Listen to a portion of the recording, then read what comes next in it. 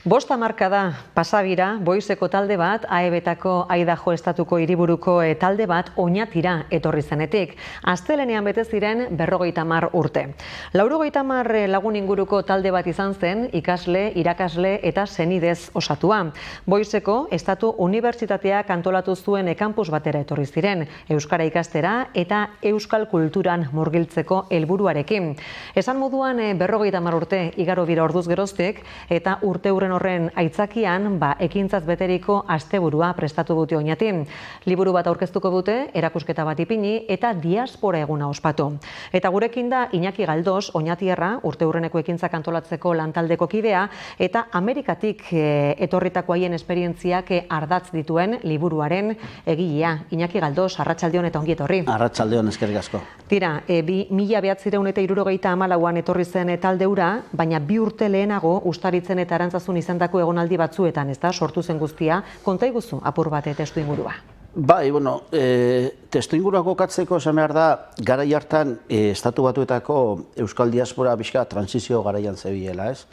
Garai berriak ari ziren, erakunde berriak ari ziren sortzen, adibidez, NABO, North American Basque Organizations, hango euskal etxe guztien koordinadura sortu zen 1973an, gero bai Renon lehenago, eta gero Aidahon bertan ere euskal ikasketen zentroa sortu ziren, poliki eraldaketa prozesu baten zegoen diaspora. Inertzia zaharrak ere bat zeuden, adibidez, jende oso konservadorea da, hango euskaldunena, oraindik ere da, eta orduan ere bai, eta jende asko ez zuen oso begionez ikusten, ez zituen oso begionez ikusten mugindu berri hobek, baina poliki toki egiten hasi ziren, ez? Politikarekiko, batez ere, hegoaldeko politikarekiko interesare sortu zen, hasi ziren baita ere, Frankoaren garaian egin ziren, adibidez, Burgosko prozesuaren inguruko protestak eta egiten, poliki belaunaldi berri bat hasi zen sartzen, euskararekiko barkatu interesa ere piztu egin zen, eta testu inguru horretan, 1970an udako ikastaro antolatu zen Ustaritzen, Landagoienen. Eta, ura ondo joan zen, eta 1972an beste urrats sendo bat eman zuten Ustaritzen bertan, baina orduan hegoaldera etortzera erabaki zuten, Arantzazura, ez? Eta hortaz egin zituzten baita ere 3 aste Arantzazun, ez? Arantzazun zeudela,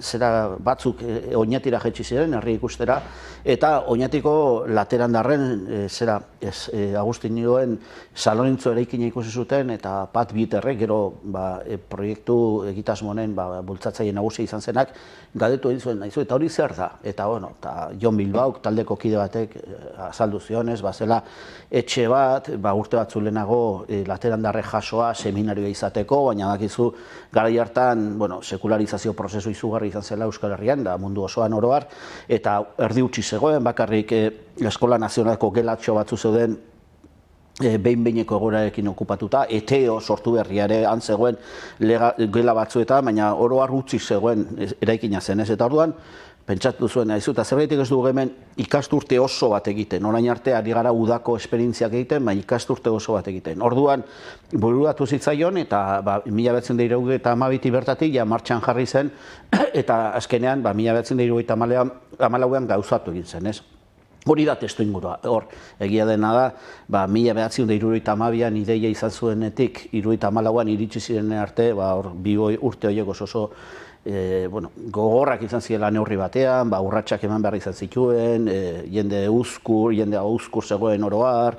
Zergatik zentziari egin behar izan ziren? Hor, alde batetik lehen esan dizut, euskal diasporan baita ere Aidahon eta jende askok ez zuen ikusten honen beharrik, ez? Orduan, euskal diaspora zen, euskal jaiak egin, folklorea, kartetan zerak egin, eta pixka bat, uste zuten, barkatu, hau etzela oso beharrezkoa, ez? Gero, unibertsitatean bertan ere, Boise State Unibertsitatean ere, hartu zutenean proposamena ez zuten, baina ze erokeria da, ez? Eta, azkenean, unibertsitatean, esan zuen Pat Bieterrek aliatu bat, eta zen unibertsitateko presidentea, Jon Barnes, eta gero, hori gainditu zuen. Gero, diasporan, agian paten aliatu nagusia idajon Pilsen Arruza izan zen. Pilsen Arruza orduan estatu idazkaria zen, politikan oso murgildua, eta bueno, ark lagundu zion, eta poliki-poliki baita ere diasporako, batez ere, Boixa idajoko diasporako, euskal diasporako jendea hasi zen, bueno, baiezkoa ematen, ez? Baina hori ere zen erresa izan. Baina hemen, Euskal Herrian bertan, zurrumurruak sortu ziren, eta batez ere, zera, ez? Nagusiena zen, ziako base bat egongo zela Oñatin, eta hor eskutuko asmoak zeudela, eta hori ziaren tapadera bat izango zela, baina horretaz gain, beste hainbat susmo eta akusazio ere egon ziren, drogak, ikasle oin gurasoak Oñatira eta Euskal Herria etorriko zirela terrenoak erostera gero ez dakiz zer egiteko, adibidez, promiskuidade sexuala ere aipatzen zen euren arteko gutunetan, eta bueno, jende oro har mesfidati eta uzkur zegoen, eta patentzat oso gogorra izan zen hori guztia gainditzea, eta bueno, sukaldelan asko egin behar izan zuen, bai Patek eta baita bere inguruko jendeak, Oñatin, iparraldean ere, horrelako negoziazio prozesu bat ekin zioten, eta hor izan zuten, zera ez, bitartekari lanak egiten, telesfono monzon bat, txillardegi bat, eta bueno, oso uzkur zegoen, ez da, egitasmoa behin baino goiotan bertan bera geratzeko egon zen, arriskuan egon zen, eta behin baino goiotan Patek esan zuen, nik ez dut nahi hemen zerarik, istilurik, gu fede horrenekin gatoz, talde bagara, euskal jatorrikoak, denak ere ziren euskal jatorrikoa, baina guk ez dugu nahi istilurik, eta azkenean, behin baino goietan egitasmoa bertan bera geratzeko egon zen, azken finean, Agustinoek ere, Oñatiko Agustinoek ere, Pati behin baino goietan esan zioten, baina zein da zure benetako asmoa, gauza asko entzuten ari gara, eta bar, Baina, bueno, azkenean behintzat, gainditu ziren, naiz eta eurak iritsi aurretik, bomba batzuk ere, lehergailu batzuk ere jarri zituzten San Lorentzon, hori ere gainditu zen, eta, bueno, azkenean behintzat, aurrera atera zen. Kostata, baino atera zen aurrera, eta inflexio puntu bat, ez da, suposatu zuen, bai Euskal Diasporan, eta bai Euskal Diasporak Euskal Herriarekin zuen harremanean ere. Eta zuk zeuk liburuari, argitaratu duzune liburuari, abentura bat baino askoz gehiago izenburu ipini diozu. Parte hartzaileak eurak kontziente ziren horretaz? Ez, nik uste dut eurak, aspaldian egon naiz eurakin, eta lekukotza jasotzen, eta jende askorekin, orain ja etorriko dira egun hauetan horietako asko Oñatira, eta guztiek aipatzen zituzten, zera ez, gehien aipatzen zuten hitza abentura zen. Gu abentura bat bizitzea joan ginen, 18-19 urteko gazteak ziren, eta ez zekiten zer gertatzen ari zen, eta gehiago esaten dute, eskerrak gure gurasoak ez ziren jakitun izan, ze iskanbila egon zen gure torrean inguruan, bestela ez ginen joan, hori garbi dago, ez?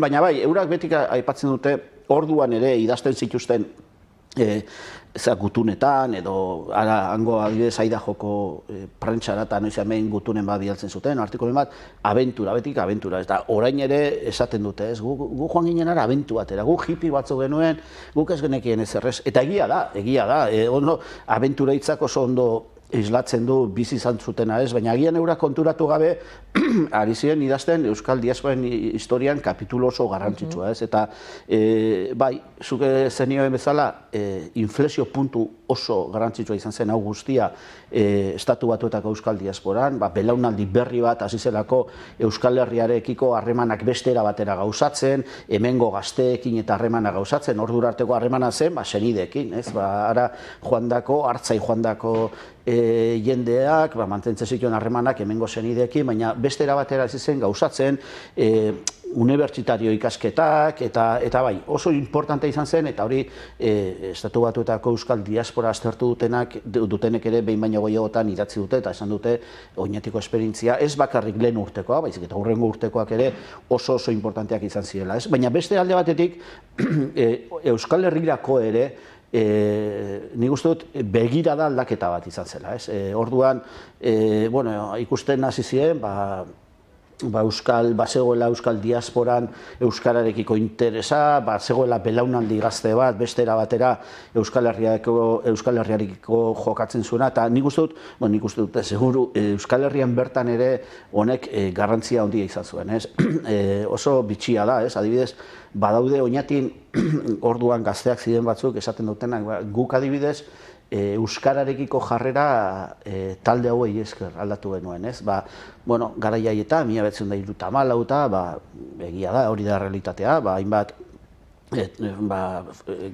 familietan da euskararen transmisioa etenda zegoen, euskeraz asko hitz egiten, erderaz asko hitz egiten zen kalean, eta euskaldunak izan, eta badago jendea esaten duena, hauek etorri zirenean estatu batuetatik euskara ikasteak eta gu gaztelaniaz, gure begirada ere, euskararekiko gure jarrera ere aldatu egin zen, ez? Eta gero, pixka bat, oinatiri dagokionez, honek baita ere herrian sekulako garrantzia izan du historikoki, eta nik uste dut batez ere Boise, Aida Josoa eta oro har diaspora, baina Oñati eta Boisen arteko lotura afektibo horrek ere sekulako pisu izan du, ez? 1975ean lehenengo ikastaroa bukatu eta handik 2 hilabetera, edo 3 hilabetera, ja 3-4 hilabetera, 2 eskontza egon ziren, Oñatiarren, bi Oñatiarren, eta talde hortako bikideen artean, eta gero asko ere gehiago iritsi da. Baina, nik uste dut, laburbilduz, ez zela soilik abentura bat izan, eta sekulako pisu izan zuela honek diasporaren historia, baina baita ere gure historia txikian ere. Tira, dudabarik tentsio eta mugimendu handiko garaiak izan ziren, orduko pixkat egoeraren garaien kronika egiten duzu liburuan, inoiz ikusi gabeko dokumentazio ere argitaratzen da bertan, jasotzen dituzu baita ere, Ameriketatik etorritakoen esperientziak, eta bitxikeria moduan ere Iñaki, aipatuko dugu, Billy Petersenek, CSI telesail arrakastatsuko izarrak, nola urtebete pasatu zuen Oñatin 1974an euskal kulturarekin maiteminduta, eta injustu ere, ari egindako elkarrizketa batek, horri esker, saritu ere izan zen goienkaria 2003 urtean.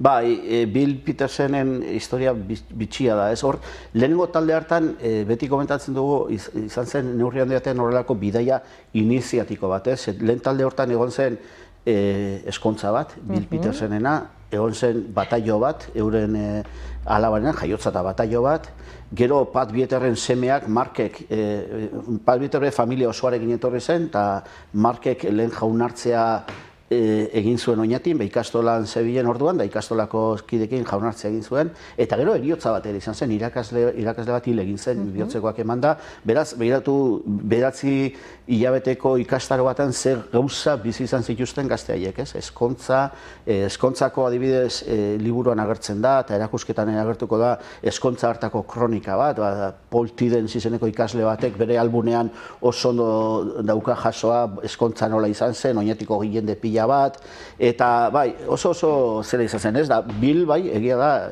oso maitemindua gatu zela Euskal Herriarekiko, eta bere alaba Maite Nerea erean jaioa, Oñatin jaioa, Apirilaren 30ean, eta baina gero eriotza izan zen, jaunartza izan zen, denetik izan zen, hori da. Tira, Oñatiko udalaren Gerardo Elortza bildumako liburua izango da, egu bakoitz honetan aurkeztuko duzue, arratsaldeko 7etan Santan Antzokian, erosteko aukerarik izango da, Iñaki? Zera, 10 eurotan okerrez banago, udalaren kontua dau, eta ni oso eskertuta nago, egia esan, lehenengo Gerardo Elortza berak, esan nionean hau, berak esan zian nik uste dut, nire bildumako egokia dela, eta gero, udalaren partetik ere laguntza handia izan dut, eta oso eskertua nago, ez. Eta gero, honekin batera, lehen esan zuen bezala beste ekitaldi batzuk ere izango dira, ez. Adibidez, diaspora eguna, Jaurlaritzak ere,